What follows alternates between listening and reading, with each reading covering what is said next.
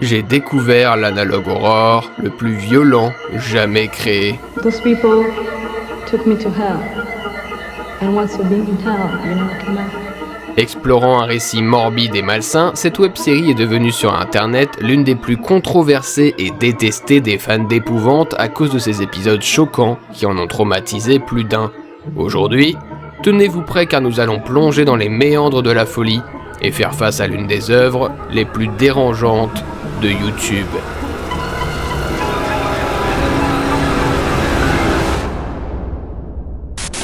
The Painter, c'est un analogue Aurore créé par le vidéaste et artiste Urban Spook qui a débuté le 3 novembre 2022. Et décrire l'histoire est étonnamment simple. On suit juste une enquête de police qui essaye d'attraper un tueur en série, un psychopathe qui s'applique tout particulièrement à retranscrire ses crimes au travers de peintures. Et c'est clairement ce qui a fait l'identité de cette série à ses débuts, c'est la patte artistique du créateur, ses nombreuses œuvres ont un énorme potentiel horrifique, et sur ce point-là, il n'y a rien à dire, son travail est impressionnant, le mec est vraiment talentueux. Pourtant, vous l'aurez compris, le succès de cet analogue Aurore n'est pas dû à des rumeurs positives. Sa réputation s'est principalement forgée autour de certains points qui n'ont pas du tout plu aux internautes, et c'est de cette manière que j'ai entendu parler pour la première fois de The Painter. Parce que The Painter est excessivement populaire pour être très viscéral, gore, violent, complètement dérangé et apparemment issu d'un cerveau malade. Ce sont des manières très brutales de décrire une œuvre horrifique, surtout quand elle provient d'internet, et ces accusations, entre guillemets, ne proviennent pas seulement des viewers, mais également de gros vidéastes américains qui ont justement pour habitude d'analyser des ARG, que ce soit Wendy Goon, ou des tas d'autres chaînes populaires. Sincèrement, il suffit de taper le pseudo du créateur Urban Spook sur YouTube pour voir la sauce qui s'est pris dans la tronche. Il y a des tas et des tas de vidéos qui ont critiqué sa personne, ainsi que sa web-série. Mais son altercation la plus célèbre et qui a commencé à lui donner une très mauvaise réputation, c'est avec le youtubeur Pastra, qui est aussi le créateur de l'analogue Aurore, Dreams of an Insomniac, ce qui a fait paraître leur dispute comme un drama entre professionnels du genre. Pastra a commencé à critiquer The Painter à travers un post sur X où il expliquait que la web-série ne possédait aucun développement narratif, rien d'intéressant et passait beaucoup trop de temps à privilégier le choc et le gore en décrivant les actes du tueur en série de plus en plus atroces au fur et à mesure du récit.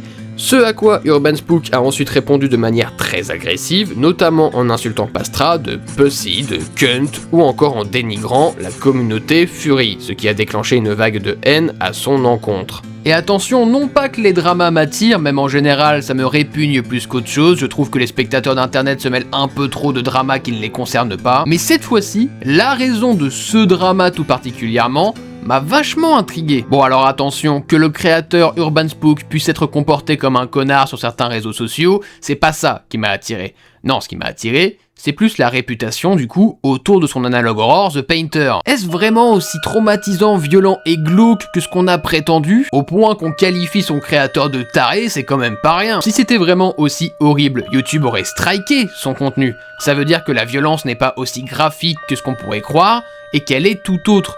Mais elle vient d'où alors? Enfin bref, j'ai été vachement hypé de découvrir ce pourquoi The Painter était aussi détesté et pourquoi il était autant acclamé d'une des œuvres les plus traumatisantes en termes d'analogue Aurore sur internet. Et du coup, j'y ai jeté un œil. Et ouais, c'est quelque chose, ouais. Alors c'est la première fois que je vais faire ça sur ma chaîne YouTube, mais je vais vous faire un vrai disclaimer à toutes les personnes sensibles qui pourraient être marquées péjorativement par le contenu que nous allons regarder et analyser. Je vous jure, faites-moi confiance si vous êtes sensible.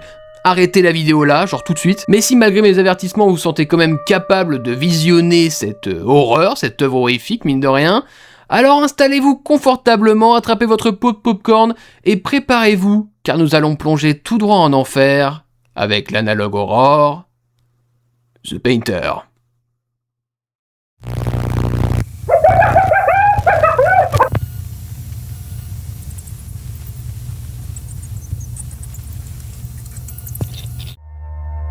Il y a 6 mois, la police a découvert 3 tableaux entreposés dans un local de stockage abandonné, chacun portant le nom d'un meurtre récent.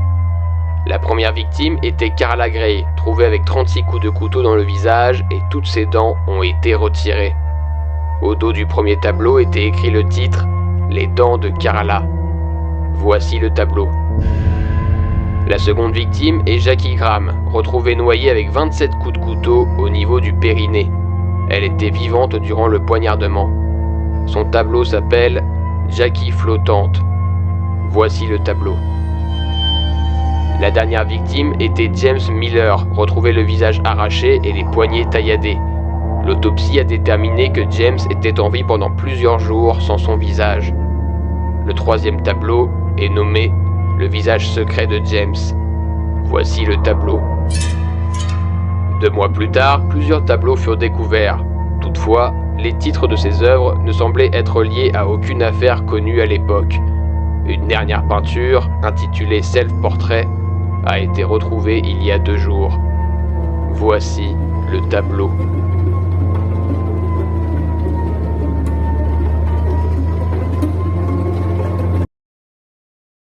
Et voilà, c'est le premier épisode de la web-série The Painter qui met parfaitement les bases, la bande-son est giga oppressante, les peintures sont poisseuses, il y a une sorte d'ambiance très glauque quand même, on le ressent, et croyez-moi, vous avez encore rien vu, c'est pire après. Mais en tout cas, pour vous mettre dans le bain, c'est un peu comme ça que va se dérouler la majorité des épisodes. On va découvrir un nouveau crime, une nouvelle peinture en rapport avec ce crime, des nouvelles manières de tuer des personnes, toujours plus sombres et toujours plus... dérangeant, ouais, c'est vraiment le mot. Enfin, je vais quand même pas vous spoil, regardez par vous-même. Le second épisode nous annonce qu'un policier répondant au nom de Bill Collins a disparu avec sa femme et ses 2 filles, après avoir découvert ce même tableau à son domicile sans avoir aucune idée de comment il a débarqué ici. Tableau qui, par ailleurs, est sûrement une métaphore de comment le tueur se représente, d'où le titre « Self-Portrait ». Durant l'enquête, l'une des jeunes filles, âgée seulement de 2 ans, a été retrouvée pendue par le cou au plafond du grenier, avec un tableau à son effigie nommé L'Ange au long cou, récupéré dans la voiture de la famille Collins bien plus tard du côté de l'océan. Non loin de la caisse se trouvait un phare délabré, abandonné depuis des lustres, où a été retrouvé d'autres peintures mais surtout d'autres cadavres de plusieurs personnes disparues depuis quelques mois. Après un bon moment à investiguer les lieux, la police finira par trouver des tonneaux avec des restes de chair humaine, de membres, d'os, dont certains appartenant à la famille Collins. Et pour surenchérir, quelques photos de ces derniers un peu avant leur mort ont été retrouvées dans le baril. Puis enfin, une 4e photo d'un visage inconnu. Ok, là déjà on a un élément pour comprendre un petit peu mieux le fonctionnement de cet analogue Aurore, c'est que quand c'est en couleur, c'est des peintures, faites du coup par le tueur, et quand c'est en noir et blanc, on dirait que c'est plus des photos ou des trucs prises par une caméra. D'ailleurs je dis tueur, mais vu la dernière image, enfin plutôt la dernière photo qu'on a vue durant cet épisode, c'est peut-être plutôt une tueuse. Et un autre point non négligeable que j'ai pas pu m'empêcher de remarquer, est-ce qu'on suit une histoire juste réaliste avec un tueur en série, ou est-ce qu'il y a un peu du surnaturel, voire du paranormal dans tout ce récit? Parce que pour l'instant, on dirait pas que le tueur en série est foncièrement humain. Après, est-ce que c'est juste un parti pris artistique du créateur Urban Spook, ou est-ce que c'est volontaire? Est-ce que c'est vraiment voulu pour nous mettre le doute? On sait pas trop, mais on verra peut-être par la suite. Par la suite, on apprend la disparition de 2 jumeaux, Cory et Margaret Beck, tous 2 âgés de 11 ans. C'est seulement bien plus tard que leurs corps seront retrouvés dans une usine à papier également abandonnée. Enfin, plutôt une partie de leur corps, puisque seulement le bas de Cory et la partie du haut de Margaret, tous 2 cousus ensemble l'un sur l'autre, ont été récupérés. Les enquêteurs n'ont aucune idée de où se trouve le reste de Cory et Margaret. Mais nous, en tant que spectateurs, on a peut-être un indice sur où trouver l'un des 2, puisque dans le tout premier épisode, l'une des peintures se nommait... je vais plutôt vous laisser lire et comprendre par vous-même.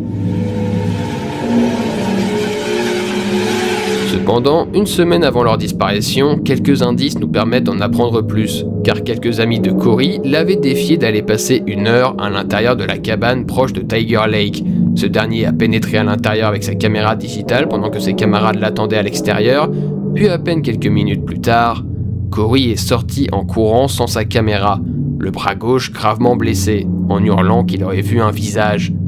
Voici ce que cette caméra aurait capturé.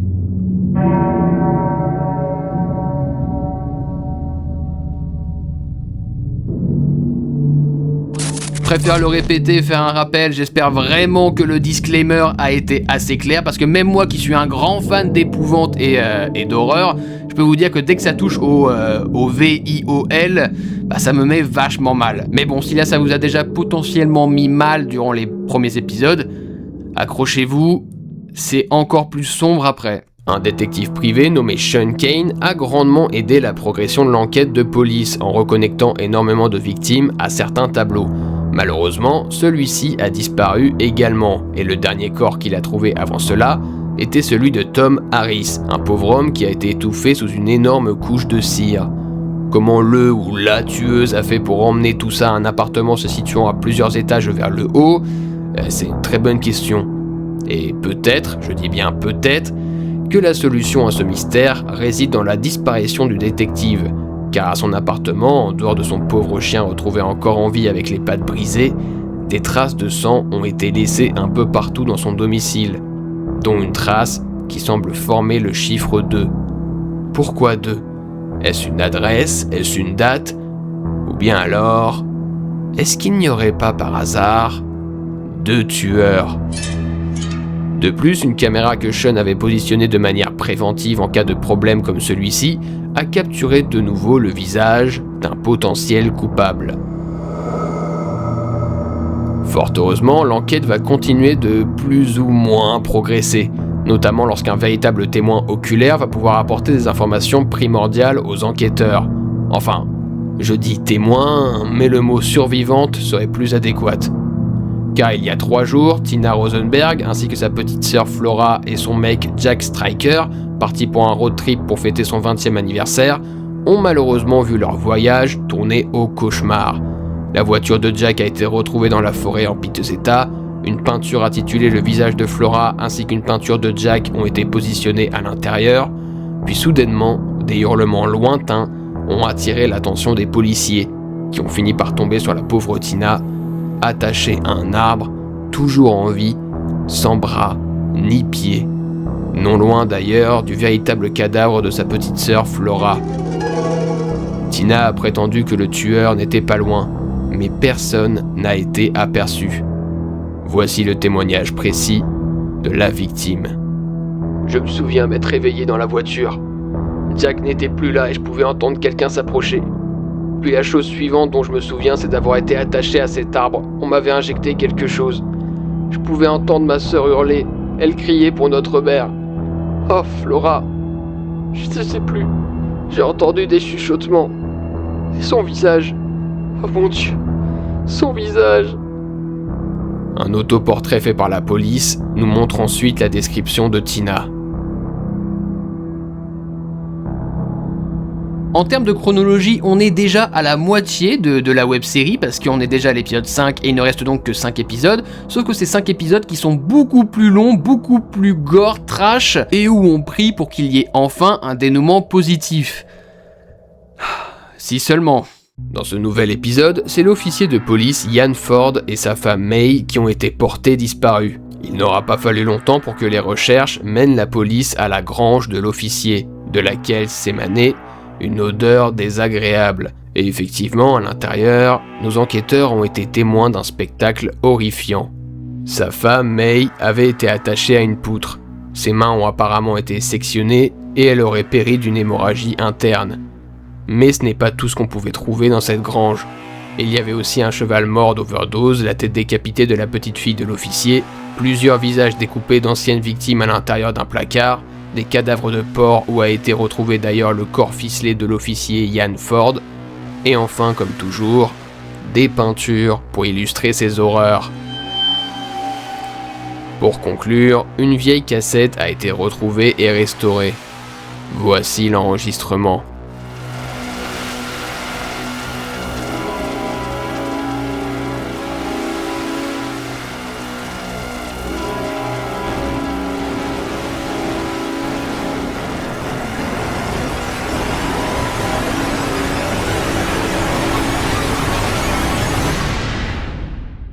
C'est pas possible autrement, il y a forcément du surnaturel dans l'histoire, parce que ce tueur en série a l'air d'être tout sauf un humain, à moins que ces dernières images soient quelque chose d'encore plus flou, plus métaphorique, incompréhensible, je ne saurais trop dire. L'épisode 7 nous introduit des atrocités toujours plus insoutenables qu'il est difficile de décrire en une vidéo destinée à être tout public sur YouTube, alors je vais essayer de vous expliquer tout cela dans les grandes lignes. Durant ces derniers jours, il y a eu encore plus de meurtres, notamment celle d'un pauvre couple, de leur fils et d'un fœtus à quelques mois de naître. Selon la police, le crime était si affreux que l'un d'eux a démissionné le lendemain. Le mari a été exécuté dans la cuisine. Le fœtus a été violemment extirpé du ventre de sa mère à l'aide d'un ciseau et des bouts de son corps ont été éparpillés dans la maison. Le tueur aurait ensuite utilisé le cordon ombilical pour étrangler la pauvre femme à mort. Une peinture horrible a de nouveau été laissée là. Puis enfin, leur fils aîné n'a pas été retrouvé. Puis un autre meurtre s'est produit au domicile d'une professeure d'école nommée Isabelle Jackson, qui avant de mourir de façon atroce, a eu le temps de contacter les autorités locales.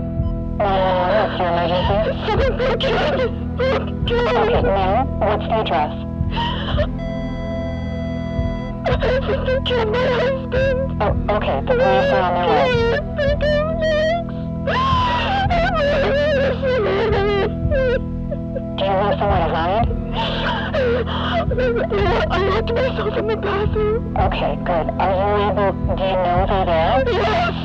Yes, please. Okay, ma'am, the police are on the way. I need you to stay calm for me, okay? What's your name? Isabel Jackson. Okay, Isabel, do you have anything to defend yourself with?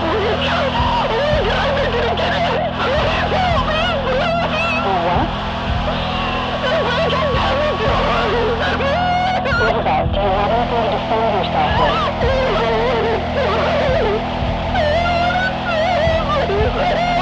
Okay, listen, stay calm. Everyone around is in your bathroom.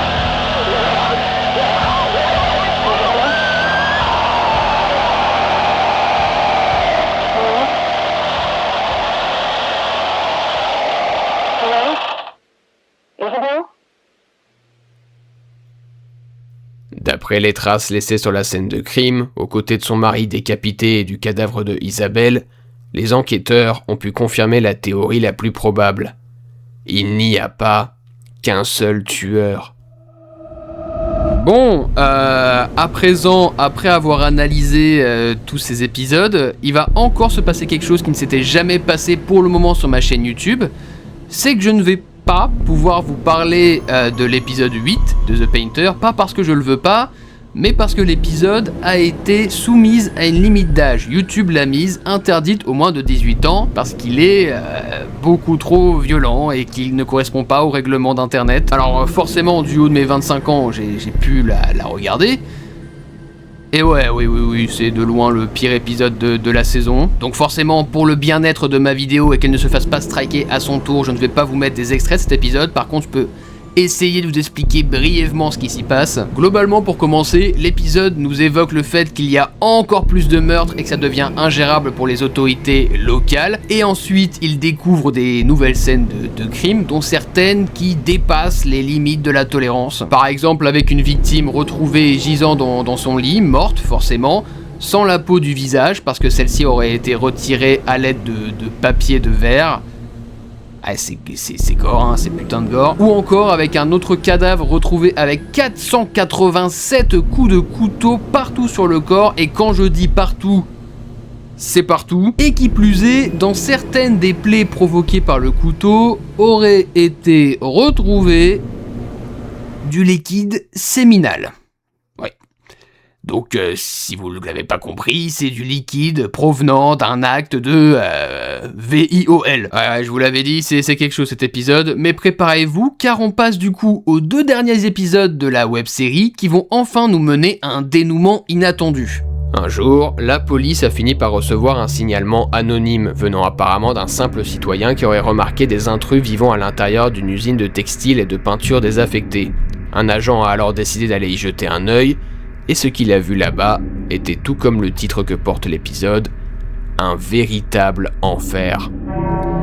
En premier lieu, des parties de corps de plusieurs victimes différentes ont été retrouvées disposées un peu partout. Certains avaient même été fusionnés entre eux pour fabriquer ce qui ressemble à des vêtements. Puis en s'enfonçant dans les sous-sols de l'usine, l'agent a découvert des tas d'autres victimes qui n'avaient jamais été retrouvées depuis leur disparition, gisant en état de décomposition dans des salles qui empestaient la mort.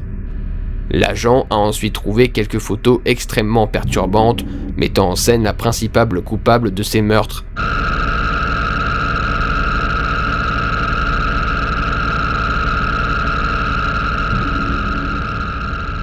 Une cage avec une gamelle pour chien et des cadavres à l'intérieur sont disposés non loin de là, des seaux sont remplis d'organes génitaux, des dépouilles pendues au plafond, d'autres peintures incroyablement glauques, des restes humains à moitié dévorés, et pour la énième fois, une nouvelle vision d'horreur nous est imposée. Une vision d'horreur où 4 personnes décédées sont reliées par une chaîne qui traverse leur bouche jusqu'à leur orifice, pour ensuite traverser celui des autres. Je vous épargne des tas et des tas d'autres descriptifs parce que je crains pour la visibilité de ma chaîne YouTube. S'il te plaît, ne me strike pas YouTube. Alors on passe directement à un extrait très court de l'interview de Tina Rosenberg, la seule survivante qui a été retrouvée attachée à un arbre sans ses bras ni ses pieds. I'll never recover. I'll never be the same. Those people took me to hell. And once you've been in hell, you never come back. Cela a incité les autorités à retourner vérifier l'état de santé de Tina Rosenberg, qui vivait alors chez sa mère. L'agent Nathan Cole a été le premier à intervenir, car il se trouvait dans le secteur. Mais ce qu'il a découvert dans cette maison était vraiment bizarre.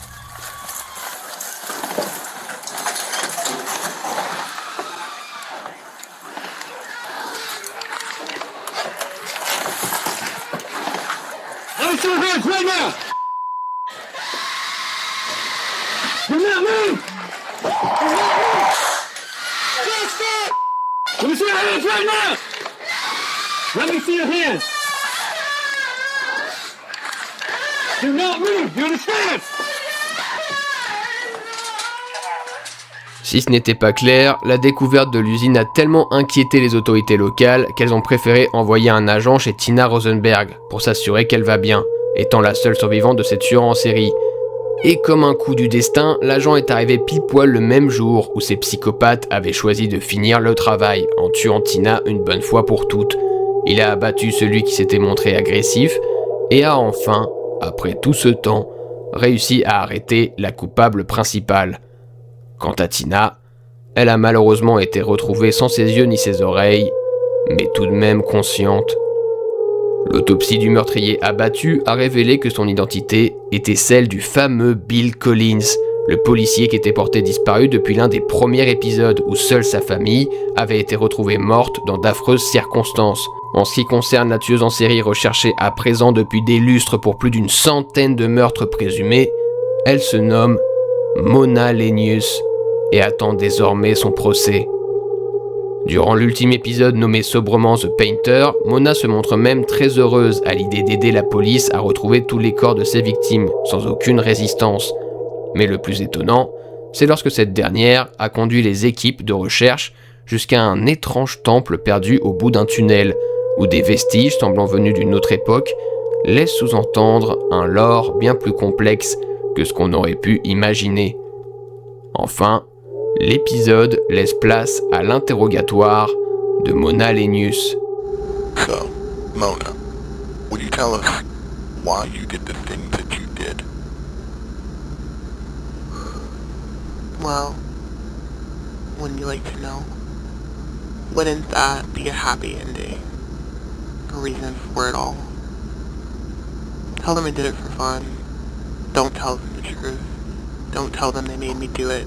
That it was all rigged from the start on. When you say that they made you do it, what do you mean? I think you know what I'm talking about. As soon as I got here, they turned it off. And when I'm put into my cell, they turn it on again during the night. They have a machine, you know, deep underground. It's not as strong here, but it still works. Mona, let's start at the beginning. What was your upbringing like? I've already talked about the Helena place, John. Yes, St. Helena Orphanage. Tell me more about that. Me and Bill grew grew up there. We were like siblings. Got into a lot of trouble. Mostly me. For stitching small animals together. Tell me more about Bill. He was the kind of kid. There was a sundown once. You know, one of them really red ones. I remember he pointed at it and said, "That's where the devil is." Then he took my hand and we ran towards it like two kids in the devil's backyard. Did we ever catch up? Damn, you tell me. Of course, that wouldn't have happened if it wasn't for the machine and the statues they put out. What are these statues? They're connected to the machine. Probably working as amplifiers of that fucking sound it makes. We even had one at the orphanage. So, you don't take any responsibility for the murders you've committed? Oh, yeah. I did all of that. And you painted your victims. Was that before or after you murdered them? Before. Most of the time. What can I say? It's that damn machine. They put it in the ground, and with sonic pressure they manifested a red man inside of me. He's the one who makes the paintings. You've been given the death sentence. How do you feel about that? I'm alright with it. I wanted to be caught. I tried many times. But they just kept letting us do what we did. I'm telling you, if you think this is going to end with me dead, you couldn't be more wrong. It will get worse. Okay, thank you, Mona. Je vous ai évidemment épargné certaines parties du dialogue où Mona avouait des actes de VIOL nécrophile et j'en passe encore bien d'autres. Malgré tout, il y avait du vrai dans ses dires, puisque suite à sa mort, poignardé par un compagnon de cellule, des tonnes de nouvelles disparitions, de nouveaux meurtres et de nouveaux tableaux sont apparus un peu partout aux États-Unis. Des tableaux signés avec la même écriture que celle de Mona. Puis l'analogue Aurore se termine sur cette image dérangeante.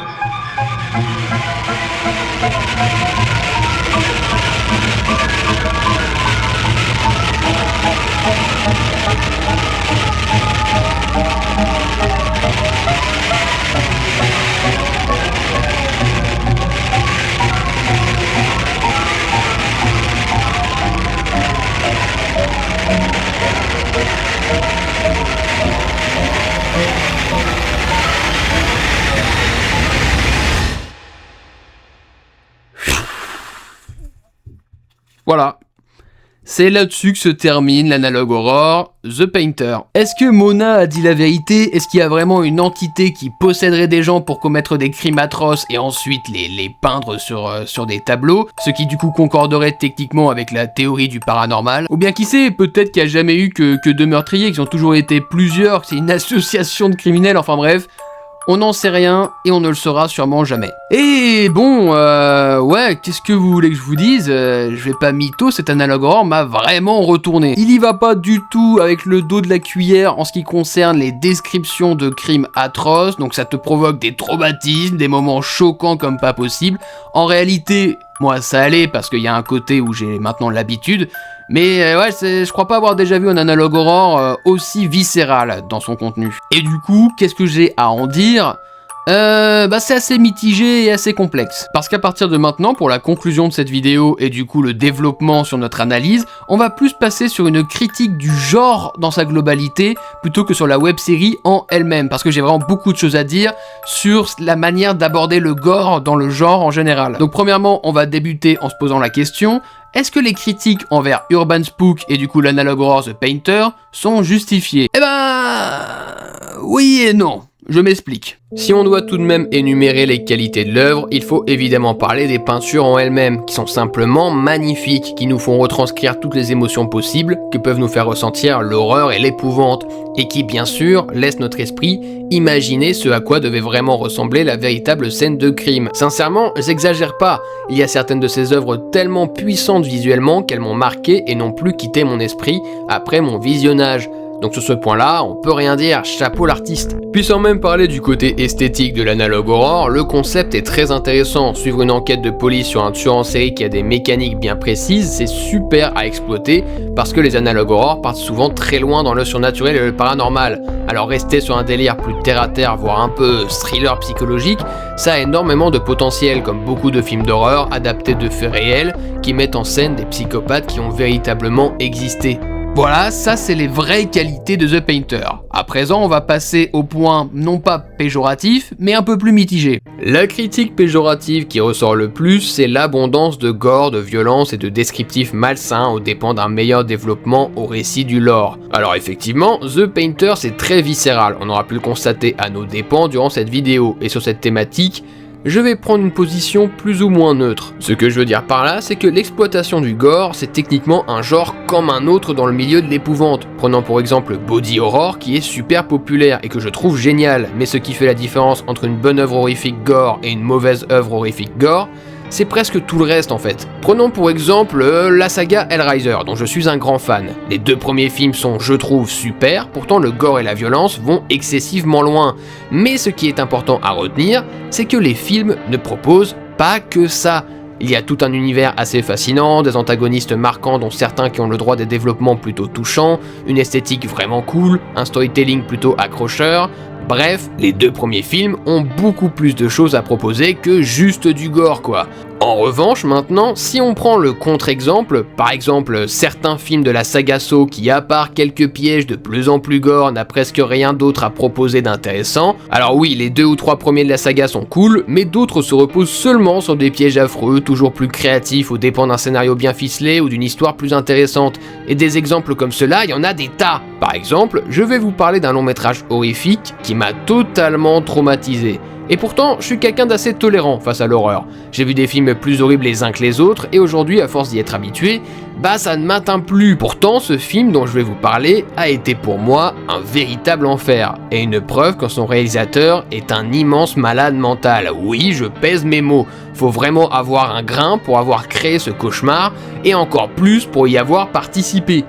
Je parle du long métrage Serbian Movie. Je ne peux pas vraiment décrire cette anomalie du cinéma, mais pour faire simple, c'est un film qui durant plus de 70% de son récit, va démontrer des scènes de VIOL presque abusives, de la nécrophilie, de l'inceste, sans parler des tueries, du gore qui se déroule en même temps que des parties de jambes en l'air, et le pire c'est que le long métrage excuse tout cela sous une soi-disant critique de l'industrie de la pornographie.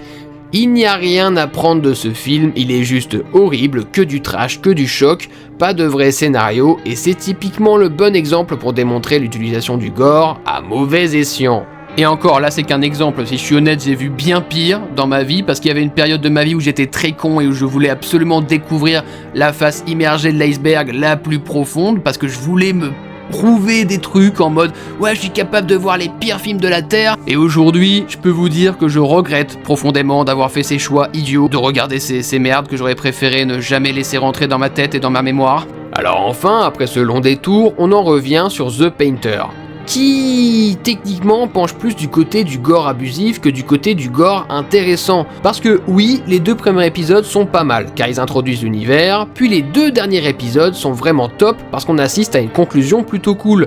Par contre, si on prend l'épisode 3 à l'épisode 8, c'est pratiquement que des scènes de crime toujours plus gore qui ont juste pour but de nous mettre mal, sans presque rien d'autre à nous proposer. Il y a bien le mystère autour du tueur, car on a envie de découvrir ce qui se cache derrière tous ces meurtres abominables, sauf que l'enquête avance trop lentement, ou alors si c'est le cas, c'est assez insignifiant. Les épisodes laissent beaucoup trop de place à juste des descriptions de scènes de crime toujours plus traumatisantes. Et oui, au bout d'un moment, même pour moi, je trouve qu'on tourne vachement en rond, ça s'innove que très peu. Et si en plus on y rajoute les comportements assez border du créateur, ouais, en fait, il y a un côté où je comprends les fans d'avoir pu avoir quelques problèmes avec ce créateur et du coup sa web-série. En ce qui me concerne, je serais un peu plus neutre dans cette histoire. Je peux pas dire que j'ai trouvé l'œuvre incroyable. En fait, je trouve, comme je l'ai dit plus tôt, que le concept est top, que l'art proposé à l'intérieur est génial. Mais il aurait fallu peut-être un peu plus de storytelling, peut-être qu'il aurait fallu un peu plus de retournement, plus de décryptage, plus de mystère, je saurais pas dire. Parce que comme je l'ai dit, à part les 2 premiers épisodes et les 2 derniers épisodes, tout le milieu fait un peu redondant quoi, c'est juste du gore, des nouveaux crimes, des nouvelles peintures qui démontrent des crimes toujours plus atroces, etc. etc. Donc en fait on est juste spectateur d'atrocités et non pas d'une histoire à suivre vraiment quoi. J'irai pas jusqu'à dire comme les haters que c'est le pire analogue horror que j'ai vu de ma vie, je pense qu'il a du potentiel mais qu'il est malheureusement imparfait, surtout dans sa manière abusive de montrer du gore, mais j'ai pas non plus surkiffé. Donc c'est un entre-deux, c'est une expérience, ouais, c'est une expérience. Je sais pas si je verrai un jour un analogue horror plus gore et plus viscéral que The Painter. Enfin bref, c'est tout pour cette vidéo assez particulière sur l'analogue The Painter. J'espère qu'elle vous a plu et j'espère que vous avez survécu au visionnage, ceux qui sont restés jusqu'ici. Donc on va s'arrêter là. Comme je l'ai dit dans ma vidéo précédente, je vais faire une FAQ bientôt. Donc si vous avez des questions que vous n'auriez pas pu poser sur le groupe Discord ou sur la vidéo que j'ai faite sur Vita Carnis, il me semble, n'hésitez pas à poser vos questions là dans les commentaires ou sur le groupe Discord dans la description. Donc comme d'habitude, n'hésitez pas à vous abonner, à liker, à partager, à commenter, surtout c'est important pour le référencement, à rejoindre encore une fois le groupe Discord dans la description si vous voulez voir des leaks des prochaines vidéos à venir ou participer avec la communauté. Sur ce, on va s'arrêter là. C'était Nino et je vous dis à vendredi prochain.